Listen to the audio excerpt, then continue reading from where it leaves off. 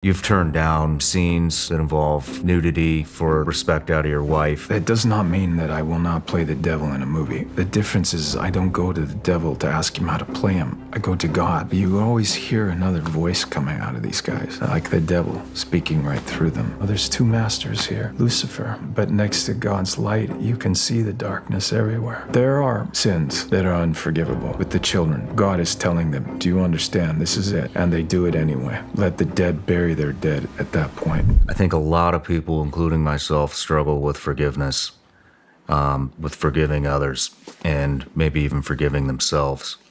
And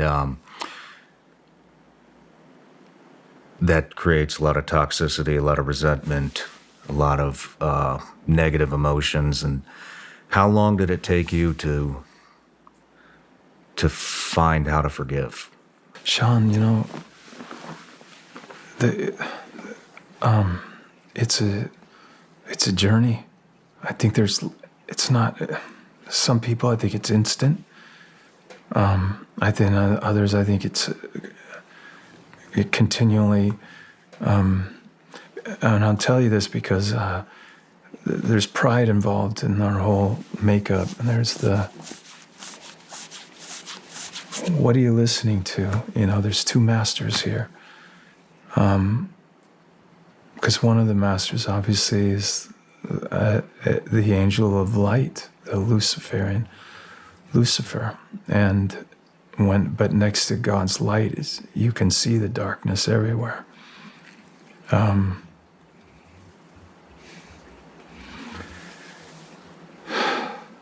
When I focus on the scripture and I think of the things that I've done, that I've my own sin, and I shouldn't be forgiven for it, and he's willing to do that for me, then I have no choice but to do that for others. I'm not telling you that that person that is hurting you, you have to keep being with that person. Jesus clearly says at one point, you know, dust the shoes off your sandals and move on. But you can pray for that individual. And here's when you think of principalities of good versus evil, every time you pray for them, you're moving angels in over them.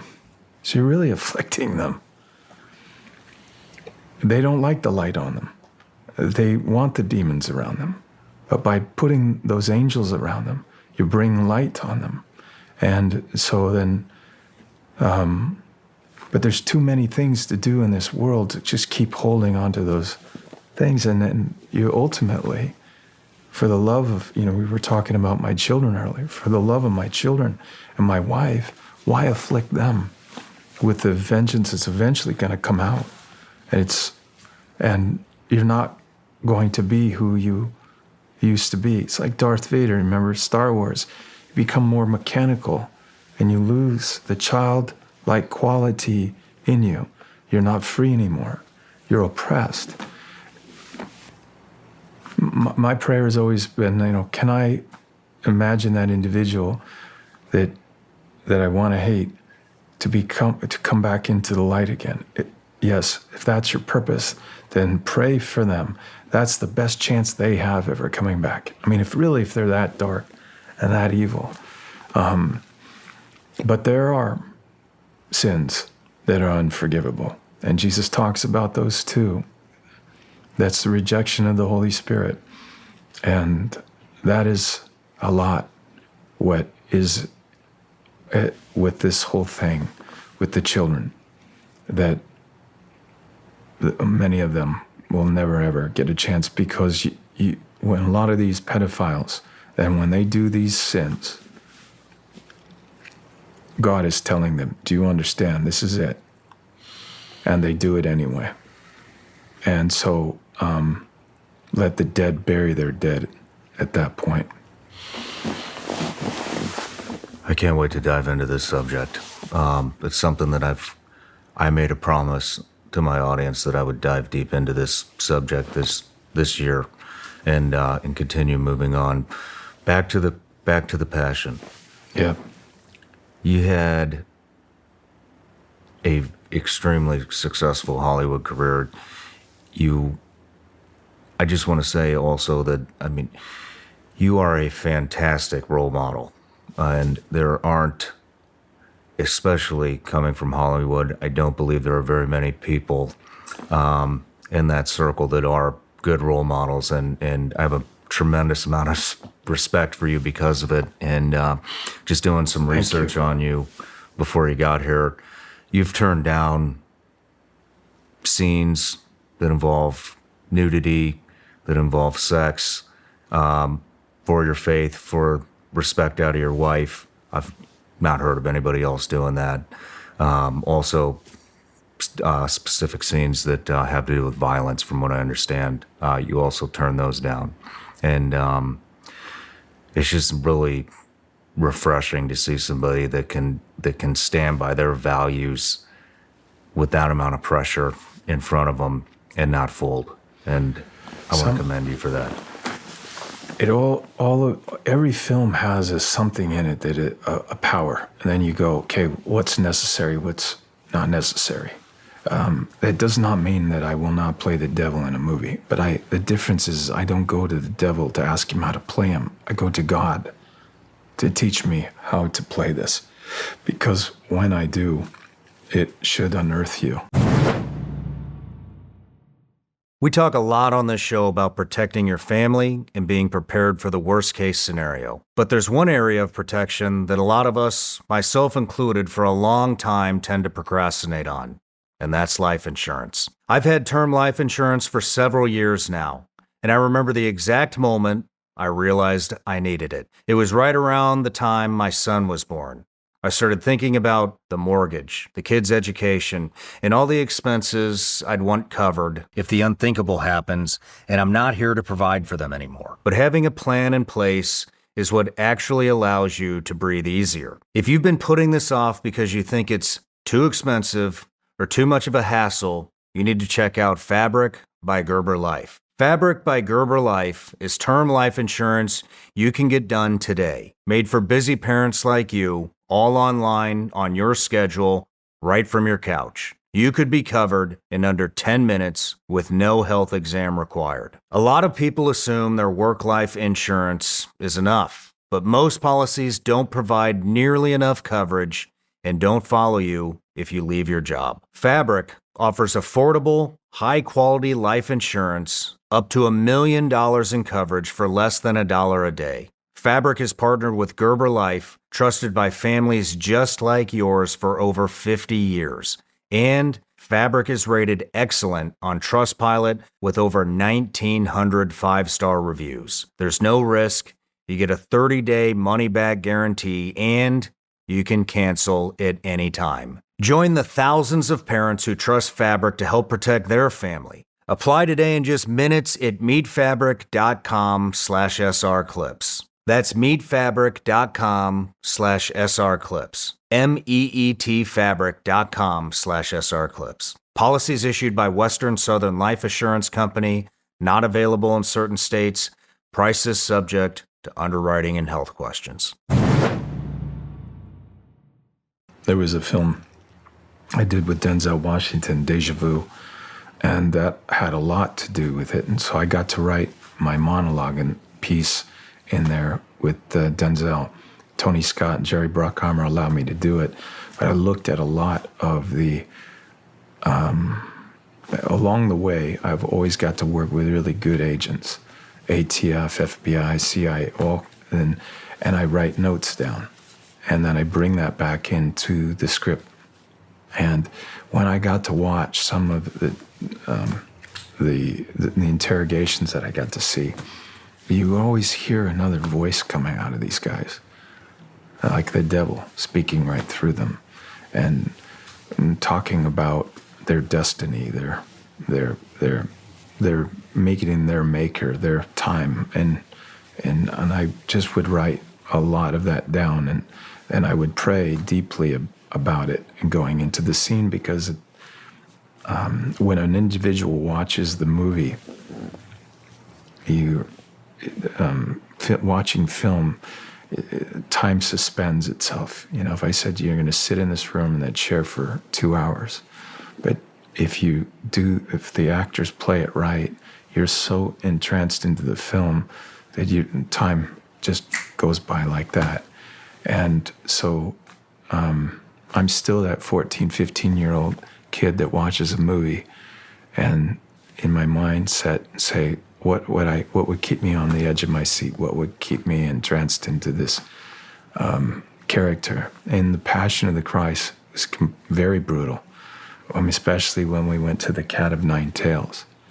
Again, where I'm working with the best people in the world that are revealing to me this is really what happened. So when we were looking at like the Shroud of Turin, you can see the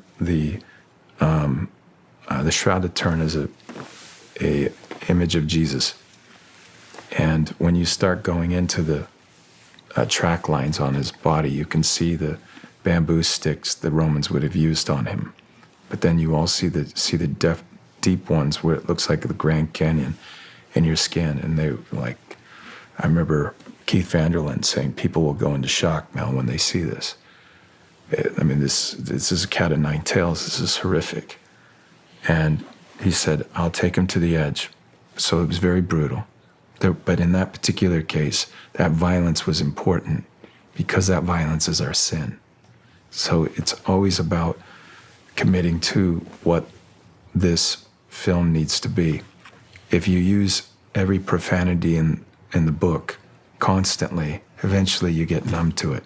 But you use it once, it'll hit you if you need it, if it's necessary in the film. Like, for example, if you watched It's a Wonderful Life, that film was very profound in its time and very hard to watch. And during Christmas, the most beautiful time of year. And you don't want to drop an F-bomb in that movie, you know? But if you watch it, it's very powerful because this guy wants to end his life.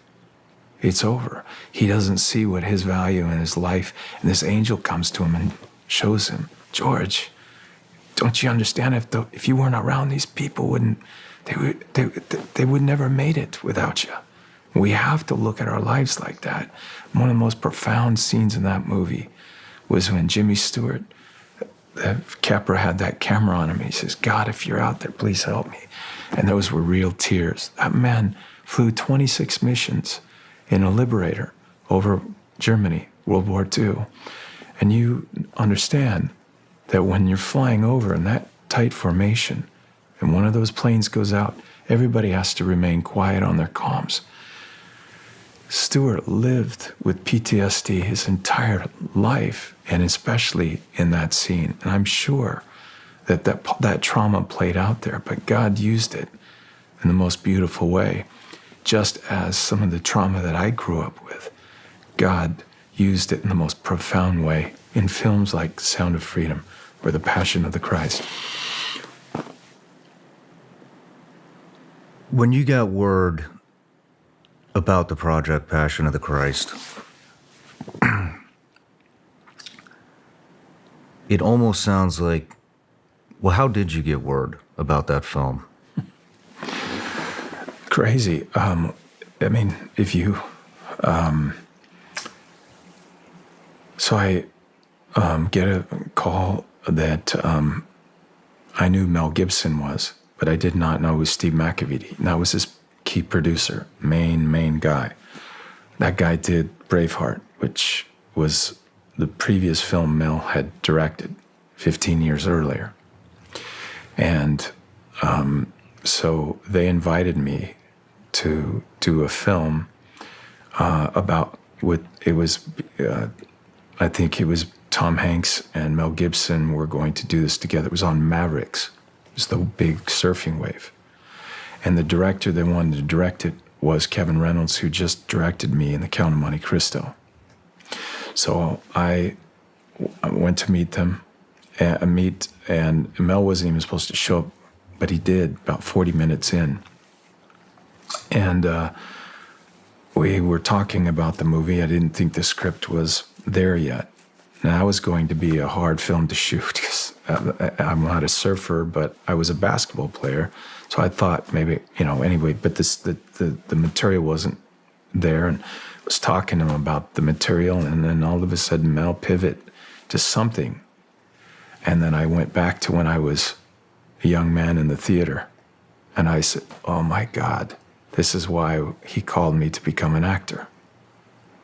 And I said, you want me to play Jesus, don't you? And he looked at me, he was smoking a cigarette, and he just, yeah, put his head down. And he was really scared. And I said, okay. What?